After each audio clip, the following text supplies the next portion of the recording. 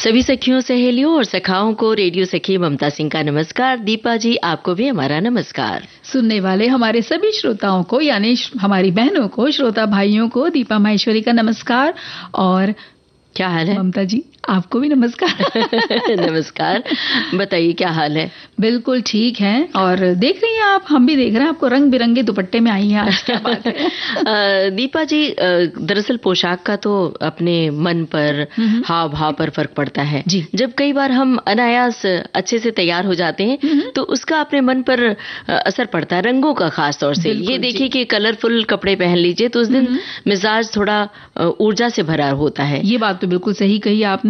और कभी ऐसा कोई ऐसा कलर बुरा नहीं है, जैसे ग्रे बुरा नहीं है, लेकिन फिर भी अगर इस तरह से कुछ पहनो ना तो सच में वो बात आप सही कह रही हैं, थोड़ा उदासीनता सी आ जाती है ना।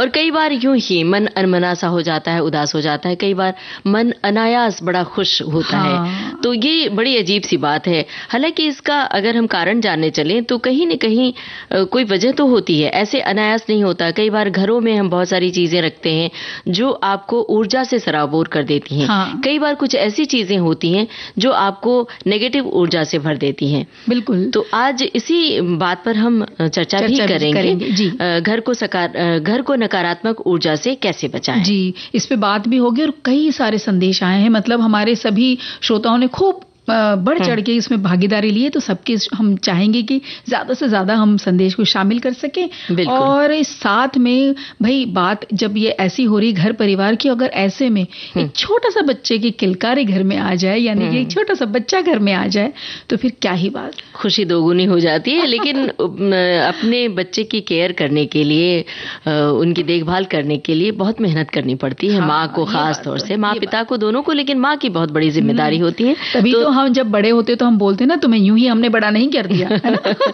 तो नवजात शिशु की सावधानियां क्या क्या हैं, इस पर भी चर्चा करेंगे। जी। और आज क्योंकि शुक्रवार है तो बात होगी कुछ खाने पीने के व्यंजन की। तो हम तो बताएंगे, हमारी सखियां भी बताएं क्या खास उन्होंने इस सप्ताह बनाया। और एक खास बात यह है कि सखी विशेष के अंतर्गत विदुषी मंजू मेहता के बारे में हम जानकारी देंगे, जो जानी मानी सितार वादक हैं। और अब मेरे ख्याल से गाना सुन लिया जाए। चलिए सुनते हैं।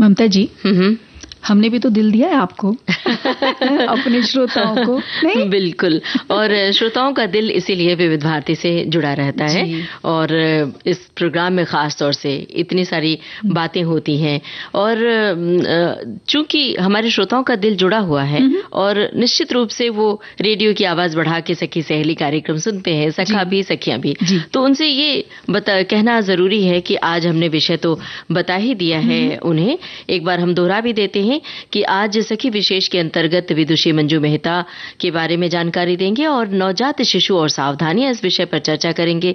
घर को नकारात्मक ऊर्जा से बचाएं और इस पर और व्यंजन की जानकारियां देंगे। तो ये प्रोग्राम तब तक पूरा नहीं होता जब तक हमारे श्रोता जुड़ नहीं जाते हैं, सहभाग नहीं होता उनका। तो हमारा ये कहना है कि आप भी इन विषयों पर अपनी टिप्पणियां साझा कीजिए, आपकी टिप्पणियां हम आप तक पहुंचाएंगे।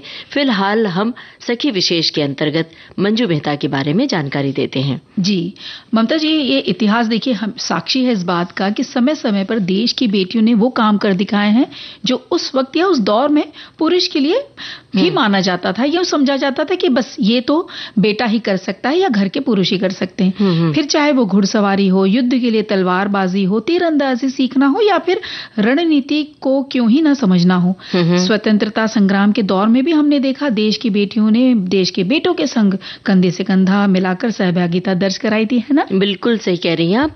कला के क्षेत्र में हो चाहे साहित्य के क्षेत्र में हो, हर क्षेत्र में प्रतिभाएं उभरी और वो कारनामे कर दिखाए जो अक्सर माना जाता था कि ये पुरुष प्रधान ही है। जैसे कि सितार वादन, सितार सीखना, ये पुरुषों के क्षेत्र में ही माना जाता था। और सप्तक के सह संस्थापक और सितार वादक मंजू नंदन मेहता, जिन्हें दुनिया भर में शास्त्रीय संगीत का प्रतीक माना जाता है, विश्व प्रसिद्ध महिला सितार वादक के रूप में उनके जीवन के बहुत सारे पहलू हैं जो हम सबको प्रेरणा देते हैं। जी, मंजू मेहता सितार वादक पंडित रविशंकर जी की शिष्य थी। आपका जन्म 21 मई 1945 को जयपुर के एक संगीत प्रेमी परिवार में हुआ था। आपकी मां चंद्रकला भट्ट, इन्होंने भी संगीत की कला सीखी थी, और उनके पिता मनमोहन भट्ट पंडित भी संगीत के भक्त थे, और उन्होंने कई विदेशियों को उस वक्त यानी भारतीय संगीत सिखाया था। मंजू मेहता के बड़े भाई पंडित शशि मोहन भट्ट संगीत क्षेत्र में प्रसिद्ध हैं। मंजू मेहता का अहमदाबाद के तबला वादक स्वर्गीय नंदन मेहता से विवाह हुआ और अपने पूरे जीवन में उन्होंने विभिन्न संगीत प्रेमियों के साथ सप्तक जैसे संगीत वाद्य यंत्रों के साथ एक तरह की जुगलबंदी करके संगीत महाकुंभ की स्थापना की। जी, और इन्हें सितार से मतलब बचपन से ही लगाव था। महज 11 साल की उम्र में बच्चों के एक कार्यक्रम में सितार बजाकर सितार के प्रति उन्होंने अपना प्यार जताया था। संगीत के क्षेत्र में गुरु के मार्गदर्शन में उनकी साधना निरंतर आगे बढ़ती रही। मंजू मेहता को पंडित रविशंकर जी के साथ साथ पंडित दामोदर लाल काबरा जी के साथ भी संगीत सीखने का मौका मिला था। और ये भी बता दें कि संगीत साधना के साथ साथ मंजू मेहता ने गंधर्व महाविद्यालय से संगीत में मास्टर डिग्री में पहला स्थान प्राप्त किया था। इसके अलावा उन्होंने संगीत कला के प्रसार को अपने जीवन का लक्ष्य बनाया था। 1967 में नंदन मेहता से उनका विवाह हुआ और 1980 में विश्व प्रसिद्ध सप्तक स्कूल ऑफ म्यूजिक में म्यूजिक इंस्टीट्यूट की ट्रस्टी बनी, और उसके बाद उन्होंने संगीत जगत को हर बरस बहुत सारे कला गुरुओं को विकसित करने का अवसर दिया। जी, मतलब एक बार एक इंस्टीट्यूट खोलना और फिर उसमें संगीत को समृद्ध करना, ये कितनी बड़ी बात है। और उस संस्था को जारी रखना, ये भी बहुत बड़ी बात होती है। और आपने सबसे पहले सितार की तालीम अपने बड़े भाई से ही ली थी। मेहर घराने की सितार वादक के रूप में मंजू मेहता का पहला परफॉर्मेंस 1984 में जयपुर में हुआ था।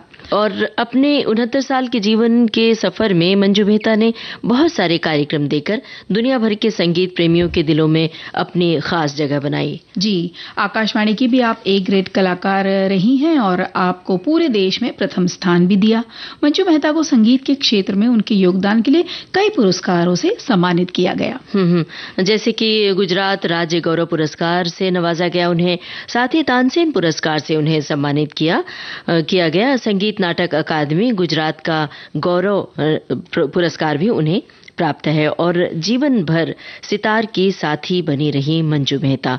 इन्होंने 20 अगस्त 2024 को 79 बरस की उम्र में इस दुनिया से, फानी दुनिया से अलविदा कह दिया। और हमारा नमन सखी सहेली कार्यक्रम की ओर से और विविध भारती परिवार की ओर से।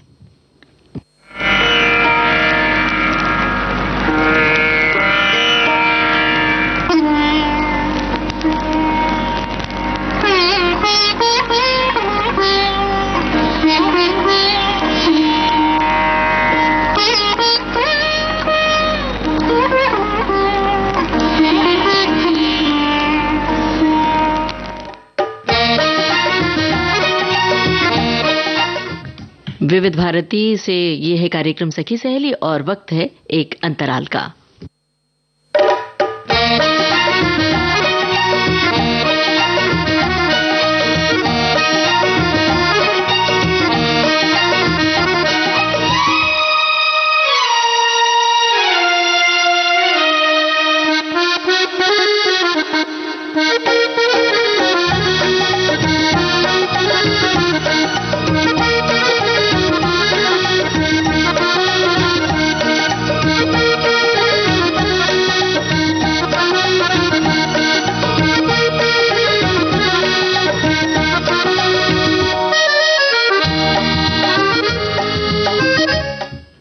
विविध भारती से ये है कार्यक्रम सखी सहेली और एक गीत सुन लेते हैं हम। बिल्कुल।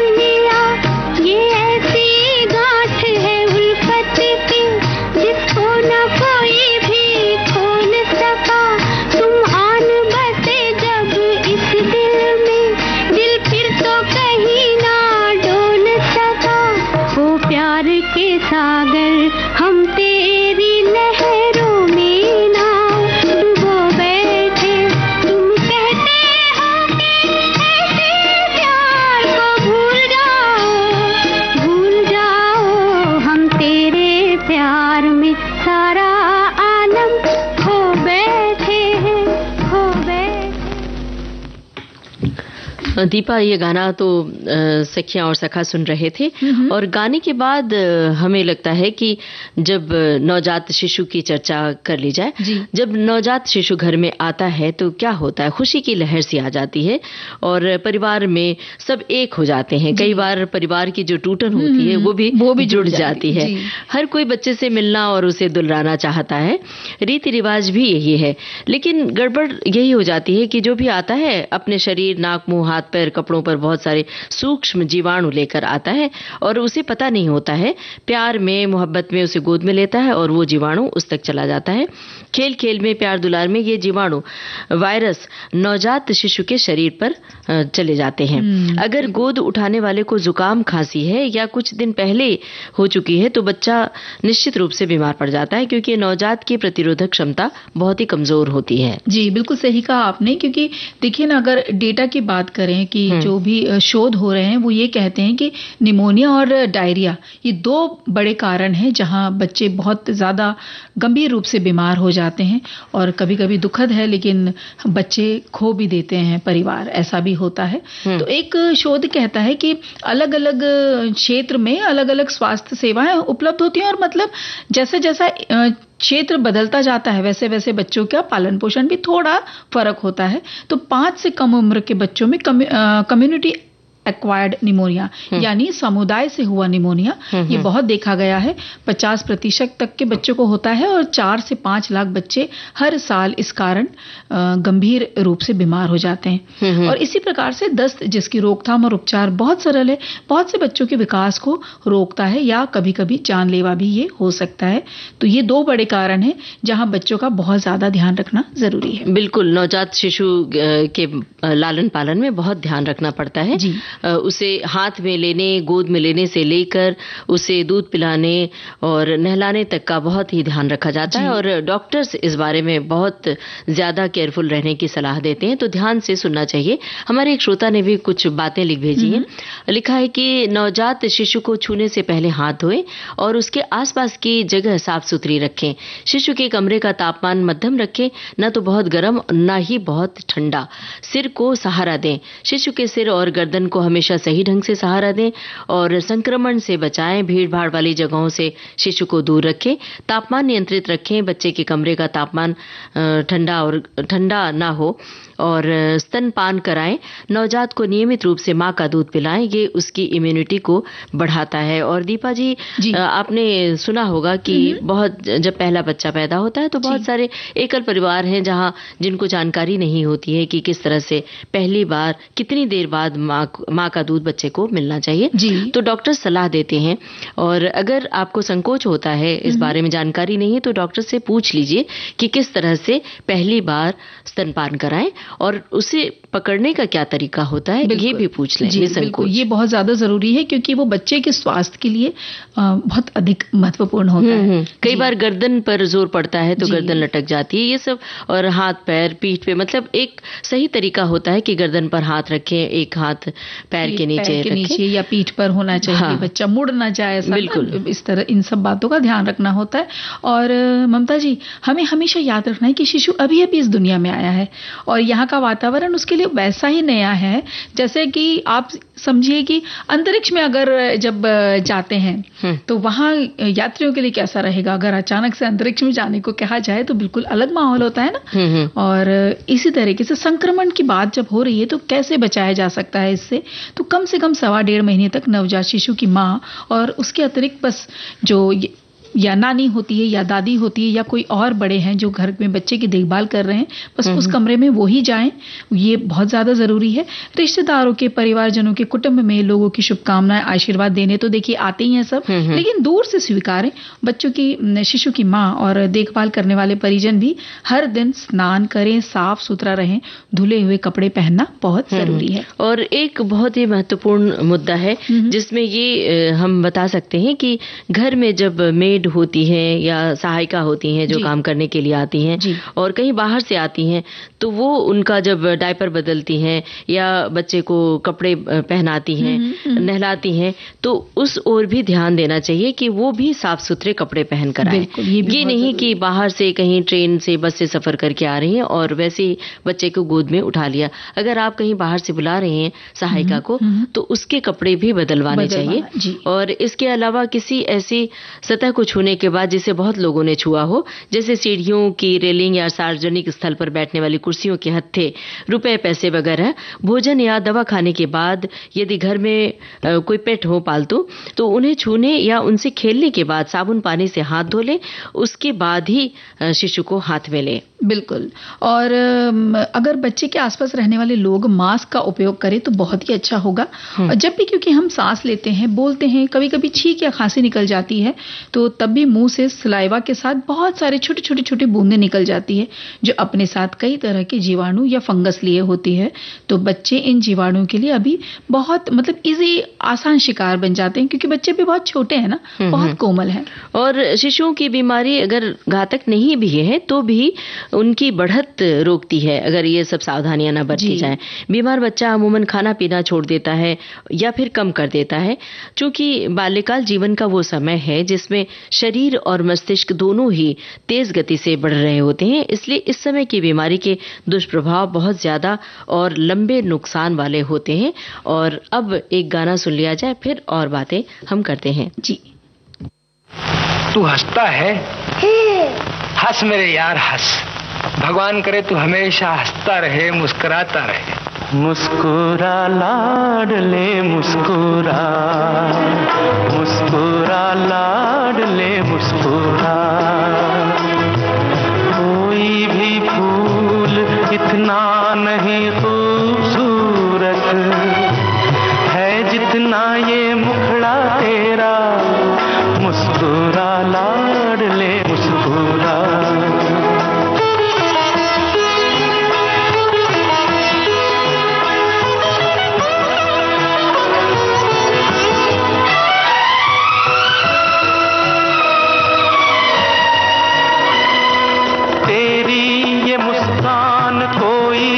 छीने कभी और फूल की सेज सोए जवानी तेरी। मालिक से है ये दुआ, है ये दुआ। कोई भी फूल इतना नहीं खूबसूरत है जितना ये मुखड़ा तेरा। मुस्कुरा लाडले मुस्कुरा।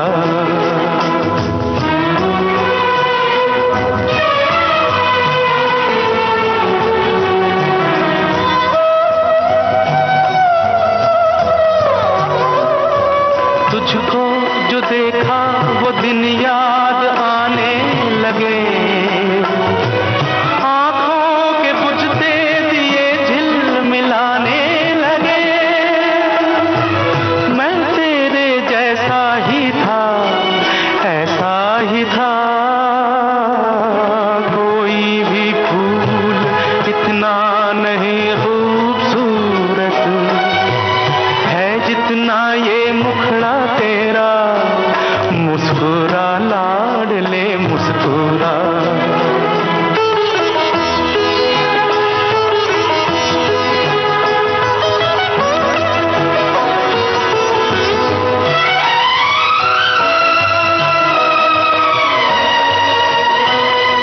बच के तू चल लाडले है बुराई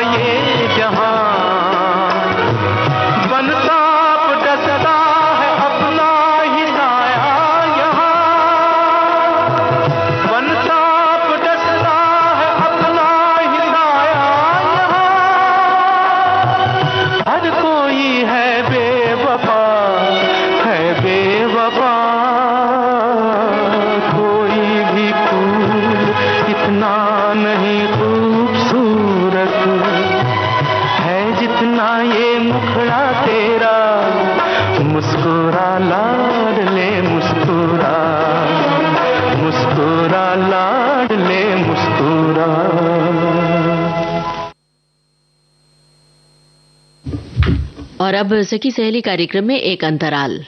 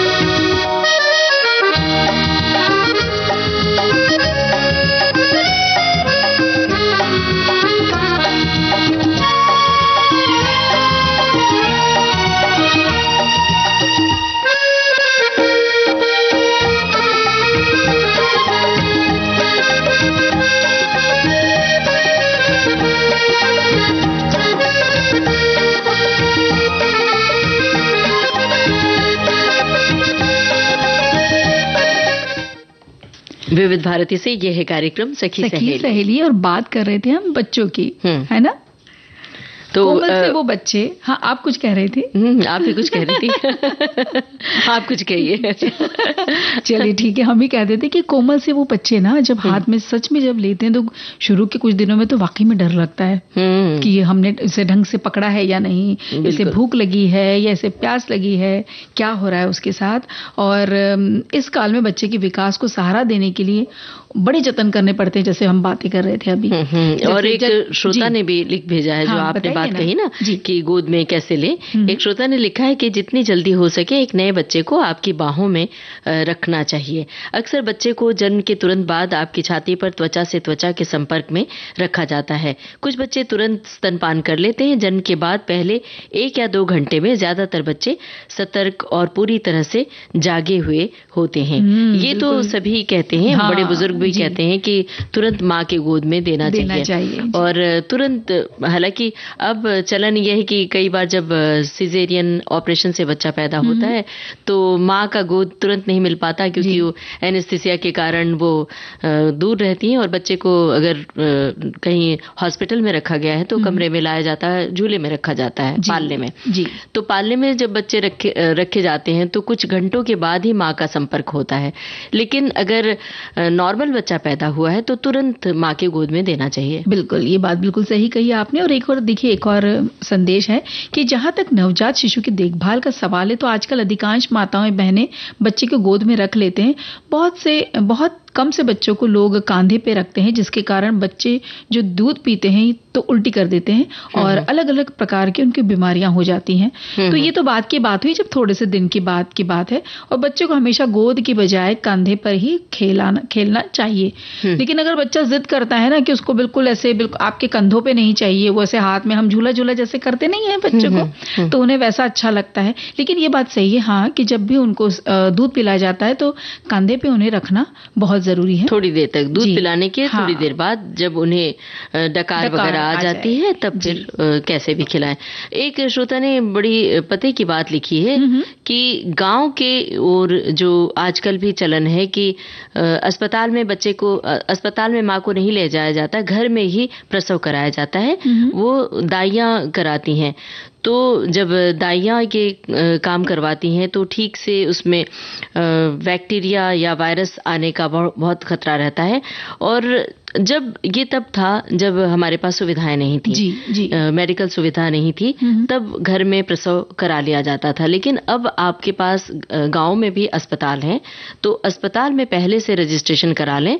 और तब अस्पताल में अगर बच्चा पैदा होगा तो जाहिर सी बात है कि डॉक्टर और नर्स के संपर्क में रहेगा, तो निश्चित रूप से स्वस्थ बच्चा पैदा होगा। और कोई परेशानी होती है तो आनन फानन में उसकी क्योर किया जा सकता है। अगर कोई बीमारी से ग्रसित है, कोई परेशानी होती है तो तुरंत चिकित्सकीय सुविधाएं उपलब्ध हो जाती है। और जब है सुविधाएं आजकल तो उसका उपयोग क्यों ना किया जाए। लेकिन उन्होंने जो ये बात बताई उन्होंने वो बिल्कुल बहुत अच्छी बताई है। और बहुत सारी बातें जो हम कर रहे हैं कि खास बातें किन का ध्यान रखें, तो बहुत से घरों में ममता जी आजकल एयर कंडीशन होते हैं। है ना, जिसका तापमान अब माता पिता को या माँ को कई बार ऐसा लगता है ना कि क्योंकि इस तरह से खाना पीना और उनका भोजन पान इस तरह होता है, गर्मी बहुत लगती है, तो उन्हें लगता है कि नहीं हम थोड़ा सा टेम्परेचर कम कर देते हैं एसी का, लेकिन नवजात शिशु को इसका बहुत नुकसान होता है। उसकी सारी ऊर्जा या कैलोरी उसके विकास में न लगकर शरीर के जो कोर तापमान कहते हैं ना कि इतना ही होना चाहिए, वो सही लगाने में लग जाती है, तो बच्चे का विकास हो सकता है, रुक सकता है। तो आप शुरू से, एक तो जरूरत ही नहीं है बच्चे को शुरुआत से ही एयर कंडीशन कमरे में लेके जाने की, आदत पड़ जाती है अगर एसी में रहने की, तो फिर बड़े होकर बच्चे, मतलब जब बच्चे की ग्रोथ होती है तो फिर वो एसी में ही रहना पसंद करते हैं। एक और जरूरी बात है जो अक्सर नजरअंदाज हो जाती है लोगों से, वो है एनीमिया, यानी कि खून की कमी। ऐसा शिशु जिसमें खून की कमी हो, कमजोरी के कारण हमेशा रोग से घिरा रहता है या फिर बहुत चिड़चिड़ा रहता है, बहुत रोता है। यदि गर्भावस्था में माँ का हीमोग्लोबिन सही रहा हो तो भी इसके द्वारा शिशु को दिया गया पोषण, जिसमें लौह तत्व भी शामिल है, कुछ समय बाद जैसे जैसे शिशु बड़ा होता है पोषण की मात्रा को बढ़ाते रहना चाहिए, मतलब घटने लग जाता। हाँ, तो इस पर ध्यान देना चाहिए कि घटने ना पाए। अगर शिशु के पोषण और खान पान पर ध्यान न दिया जाए तो उसमें खून की कमी के लक्षण दिखने लगते हैं, और ये देखकर माँ जान पाती है। अगर ऐसा लगता है तो आपको डॉक्टर के पास जाके खून की जांच करवानी चाहिए, दिखाना चाहिए। अब देखिए ना, नन्हा सा बच्चा है, हमारे परिवार का नया सा सदस्य है, उसे हमें खिलौना नहीं समझना चाहिए, है ना ममता जी? अभी उसे प्यार की बेशक जरूरत है, लेकिन उससे ज्यादा ध्यान की जरूरत है, और इस समय ध्यान की जरूरत है एक गाना सुनवाने के लिए। चलिए वो सुन लेते हैं। रेशम की डोरी होए, रेशम की डोरी,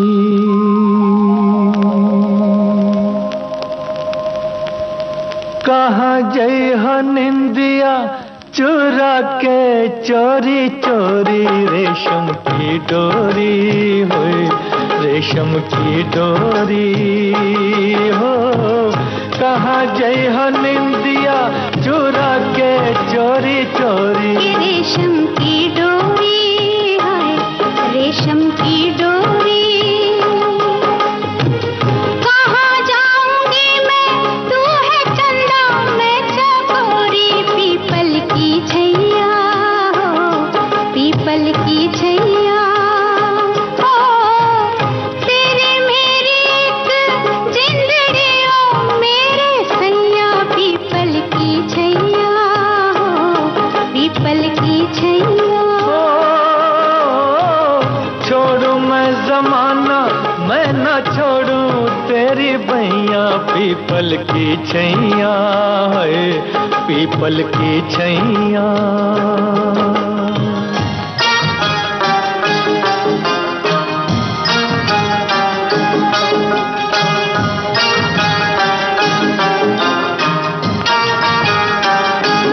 इमली के बूटे हो, इमली के बूटे, कल क्यों न आए मैं न बोलूं जाओ झूठे, कल क्यों न आए मैं न बोलूं जाओ झूठे। बड़ा मजा आए मैं मनाऊं और तू रूठे, और तू रूठे, कोठे पे यारी है, कोठे पे यारी, तेरे नाम कर दूं जिया ले आ पटवारी। कैसा पटवारी हो, कैसा पटवारी, ये तू मेरा मैं तेरी, ये तो जाने दुनिया सारी, कैसा पटवारी हो, कैसा पटवारी।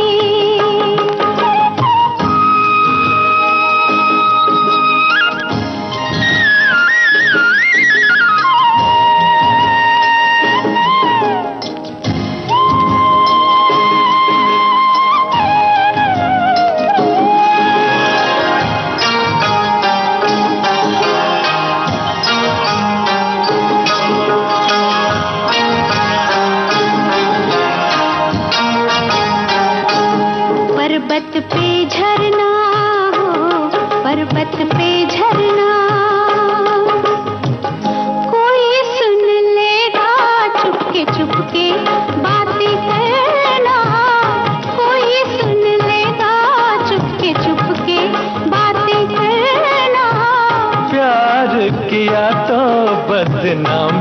से क्या डरना, क्या डरना। कुर्ता मलमल का हो, कुर्ता मलमल का, आज तो जाती हूँ मैं ले वादा कल का। कुर्ता मलमल का है, कुर्ता मलमल का। ओ, कल का भरोसा क्या भरोसा नहीं पल का। कुर्ता मलमल का है, कुर्ता मलमल का।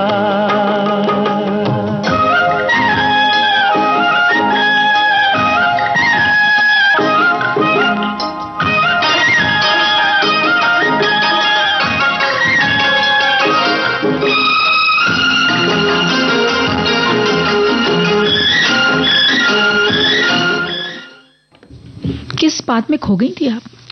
श्रोताओं की टिप्पणियों में। अच्छा। एक एक पढ़ रही थी कि देखें क्या लिखा है। अब नकारात्मक ऊर्जा को लेकर हमारे श्रोताओं ने बहुत सारी टिप्पणी लिख भेजी है। हमें लगता है घर घर देखा इक्के लेखा। सबको इस बात का एहसास होता है कि घर को कैसे साफ सुथरा रखा जाए, कैसे उसमें ऐसी ऊर्जा लगाई जाए कि घर खुशहाल लगे। हालांकि एक श्रोता ने तो लिखा है कि सुबह से लेकर देर रात तक जब विविध भारती हमारे घर पर चलायमान हो तब घर में नकारात्मक ऊर्जा का प्रवेश असंभव है। मनभावन गीतों से कर्णप्रिय ऊर्जा की गंगा का हमारे घर अवतरण होता रहता है। क्या बात है, बिल्कुल बहुत सही कहा उन्होंने कि भाई संगीत अगर बजता है घर में तो उसकी धुनों से, उसकी तरंगों से माहौल भी एकदम बिल्कुल सकारात्मक। और विविध भारती से बजने वाले संगीत की बात इन्होंने कही है। हाँ। तो इसके लिए खास शुक्रिया अदा करते हैं। जी बिल्कुल, बहुत बहुत शुक्रिया उनका। और एक और श्रोता लिख भेजते हैं कि सांझे दिया प्रातः झाड़ू, लीपन पोतल देहरी पहिले ओढ़ले मेहरी। जहां पर यह चरितार्थ किया जाता है उस घर में कभी नकारात्मक ऊर्जा नहीं पनपती। ऐसा बड़े बुजुर्ग कहते हैं कि नकारात्मक से बचने के लिए, नकारात्मकता से बचने के लिए देहरी को साफ रखना चाहिए, लीपा पोता होना चाहिए। इसे सजाने के लिए लोग अल्पना और रंगोली भी बनाते हैं। घर को खुशनुमा माहौल भी, नकारात्मकता जो खुशनुमा माहौल होता है उससे भी नकारात्मक तक दूर हो जाती है। बिल्कुल सही बात है। और हमारी एक सखी ने लिखा है कि हर व्यक्ति का सपना होता है कि उसका एक घर हो, लेकिन घर का निर्माण होना ही पर्याप्त नहीं होता। व्यक्ति बाहर से बहुत सारी वस्तुएं लाकर घर को सजाना भी चाहता है। एक के बाद एक चीजें आती चली जाती हैं। घर का स्वरूप बदलता जाता है। चीजों को इकट्ठा करने के क्रम में न जाने कितनी गैर जरूरी चीजें भी शामिल हो जाती हैं। कपड़ों से अलमारी भरी है, न जाने किचन में और स्टोर रूम में गैर जरूरी डिब्बे रखे हैं और अपनी आखिरी सांसें गिन रहे हैं। मगर हम उन डिब्बों को फेंकने का मोह नहीं छोड़ पाते। नए कपड़े खरीदते जाते हैं मगर पुराने कपड़े किसी को दान नहीं करते। बेजरूरत की चीजों से घर को कबाड़ बनाने से रोकिए। यही चीजें घर में नकारात्मक ऊर्जा फैलाती हैं। ये देखिए कितनी अच्छी उन्होंने बात कही है ये कि इतने सारे कपड़े होते हैं, इतना ढेरों सामान होता है। हमने भी हमारी दादी से ऐसा सुना था ममता जी कि आपके घर के कोनों को साफ रखिए। अब कोना घर का हो गया, उससे छोटा आए तो रसोई का कोना हो गया, उससे छोटा आए तो अलमारियों का कोना हो गया। तो घर के कोने कोने को अगर आप साफ रखते हैं और बिल्कुल उसमें सफाई, उसमें गंदगी नहीं आने देते। होता है ना कि अलमारी के पीछे, क्योंकि हर वक्त तो बहुत मुश्किल है उसके पीछे साफ सफाई करना, तभी हम साल में एक बार बड़े धूमधाम से सफाई भी होती है। उसे तो हम धूमधाम ही कहेंगे क्योंकि इतना ज्यादा धूम लग जाती है। तो वो बहुत जरूरी है कि जो भी चीजें या जो कपड़े या इस तरह की चीजें जो काम नहीं आ रही उन्हें बाहर निकाला जाए, उन्हें किसी जरूरतमंद को दे दिया जाए। और एक श्रोता ने लिखा है कि नकारात्मक ऊर्जा से मतलब है जो चीजें हमारे विकास को बाधित करें, हमारे विचारों को अहमियत न दें। इसमें समाज के पड़ोसी या कोई भी हो सकता है। कई बार हमारे पड़ोसी भी अड़ंगेबाजी करते हैं, इससे भी घर में नकारात्मक ऊर्जा आती है। ये भी बिल्कुल सही बात है उन्होंने कही। और एक और हमारे लिखते हैं कि श्रोता लिखते हैं कि इसके लिए उपभोक्ता के पास अपने घर का होना अति आवश्यक है। भाई नकारात्मक ऊर्जा को बचाने के लिए अपने घर का होना अति आवश्यक है, ऐसा लिखा है उन्होंने। किंतु आजकल लोग फ्लैट्स में रहते हैं जिसे प्रायः वास्तुशास्त्र के सही दृष्टिकोण से नहीं बनाया जाता। फलस्वरूप नकारात्मक ऊर्जा का घर में निवास होना स्वाभाविक है।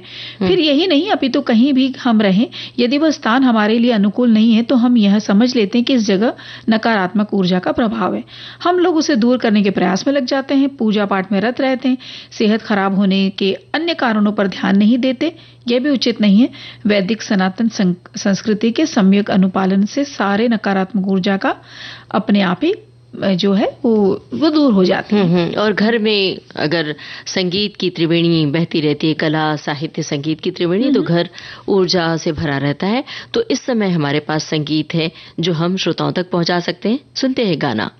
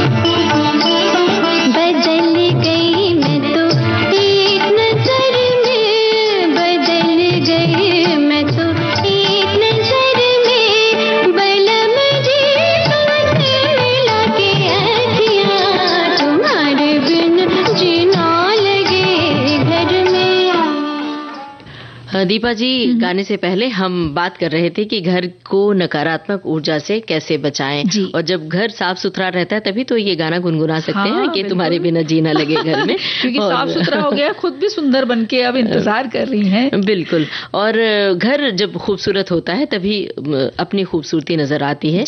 दरअसल घर को सजाने के लिए, नकारात्मक ऊर्जा से बचाने के लिए फर्नीचर की जगह भी अदल बदल कर सकते हैं, तो भी घर थोड़ा सा अलग दिखता है और उसमें एक पॉजिटिव वेव्स आती हैं। घर का जो मुख्य द्वार होता है, प्रवेश द्वार, उसे तो साफ सुथरा ही रखना चाहिए और सुंदर और सजा हुआ हो तो आकर्षक लगता है। जाहिर है अपने को भी अच्छा लगता है और मेहमानों को भी अच्छा लगता है। छोटी सी रंगोली बनी हुई होती है तो कितना सुंदर लगता है। और एक चीज और है, सूरज की प्राकृतिक धूप अगर आ सकती है घर में तो खिड़की खोलें, दरवाजे खोलें, हवादार रखें, तो इससे क्या होता है कि धूप भी मिलती है और धूप मिलती है तो आपको विटामिन डी भी मिल जाता है। हाँ, देखिए एक पद दो काज हो गए, है ना, कि वहाँ थोड़ा बैठ लिए, भाई चाय की प्याली वहाँ किसी दिन धूप में बैठ के भी ली जा सकती। पता है चाय की प्याली क्यों याद आ रही है कि थोड़ी देर बाद चाय की प्याली मिलने वाली है इस प्रोग्राम के बाद, है ना। अच्छा, देखिए खाने की भी बात करें तो ये भी बता देते हैं कि विशेष तौर पर खाना बनाते समय हमेशा प्रसन्न चित्त रहना चाहिए, खुश रहना चाहिए। सकारात्मक विचारों से जब प्रधान होता है वो हमारा माहौल, तो देखिए संगीत सुनते सुनते खाना बना के देखिए, कभी भोजन बनाइए, कितना स्वादिष्ट लगता है। घर वालों को सच में बहुत अच्छा लगता है। और घर में किसी रिश्ते के प्रति या किसी व्यक्ति के प्रति बहुत ज्यादा नकारात्मक विचार आ रहे हो या बातें हो, तो इसका प्रभाव ध्यान रखना चाहिए कि बच्चों के सामने ऐसी बातें तो बिल्कुल भी ना करें, क्योंकि हम जो बोलेंगे वो कहीं ना कहीं पीछे से वो हमारे बच्चे रिपीट कर देते हैं। बिल्कुल सही बात है। एक चीज और है, ऊंची आवाज में बात करना। अक्सर घरों में पता चला पड़ोसियों के घर तक आवाज जाती है, चीखने चिल्लाने की, डांटने की बच्चों को।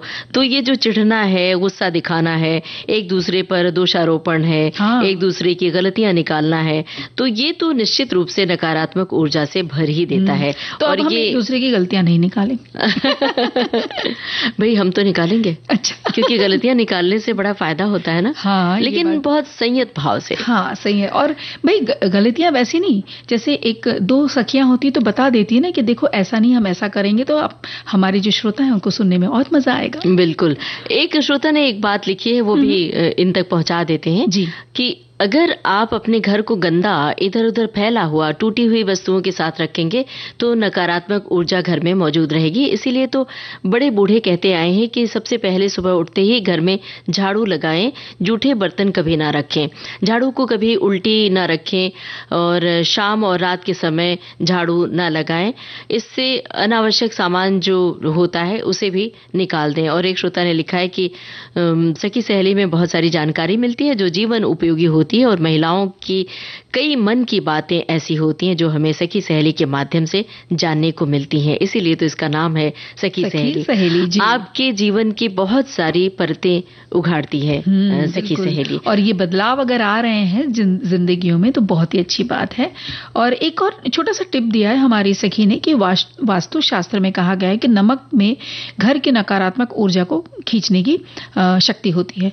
तो घर में रॉक सॉल्ट के लैंप रखने से, नमक के पानी का पोछा लगाने से भी नेगेटिविटी, ये जो नकारात्मकता है, ये दूर हो जाती है और एक पॉजिटिव अच्छा सा एक माहौल घर में बनता है। गाना सुनने से मन हमेशा खुश रहता है। हम समझ गए आपका इशारा, आप क्या कहना चाह रही हैं।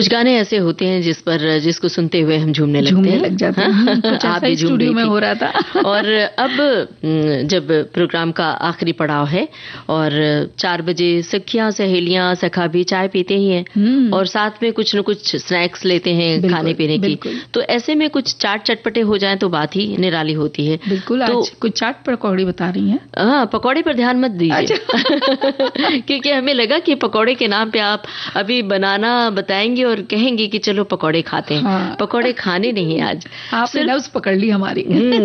मुरादाबादी चाट की रेसिपी हम बता देते हैं कि अगर किचन में धुली मूंग की दाल बच गई है, मतलब इसमें बहुत मेहनत नहीं करनी है, आसानी से बच गई दाल, तो इसमें मुरादाबादी दाल की चाट बना सकती हैं, मतलब बना सकते हैं। या फिर सामग्री इसके लिए नोट कर लीजिए। बची हुई धुली हुई मूंग की दाल, 1 कटा प्याज, 2 बारीक कटी हुई हरी मिर्च, 1 बारीक कटा टमाटर, आधा चम्मच जीरा पाउडर, कुछ मठरी या पापड़ी और 1 चम्मच हरे धनिया की चटनी, 1 चम्मच इमली की चटनी और हरा धनिया।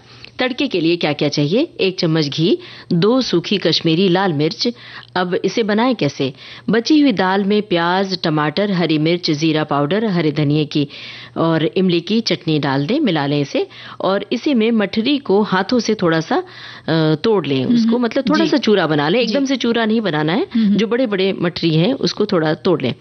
तड़के के लिए घी गरम करके लाल मिर्च का तड़का डाल दें, इसे दाल चाट के ऊपर डाल दीजिए और साथ में ऊपर से हरा धनिया बुरक दें, खाएं और खिलाएं। क्या बात है भाई, ये तो बहुत ही स्वादिष्ट चटनी जो चाट हो गया है। अगर जल्दी से आपको बनाना है तो बनाया जा सकता है। धुले मूंग की दाल तैयार होनी चाहिए। अब लेकिन ये चाट आप घर जाके बना सकते हैं। हाँ बिल्कुल, ये तो चाट घर पे ही जाके बनेगी। यहाँ तो चाय ही पी सकती हैं। फिलहाल घड़ी की ओर देखिए, बिल्कुल भी वक्त नहीं है जी। तो अब लेते हैं सखियों और सखाओं से इजाजत। आप सभी को ममता सिंह और दीपा माहेश्वरी का नमस्कार।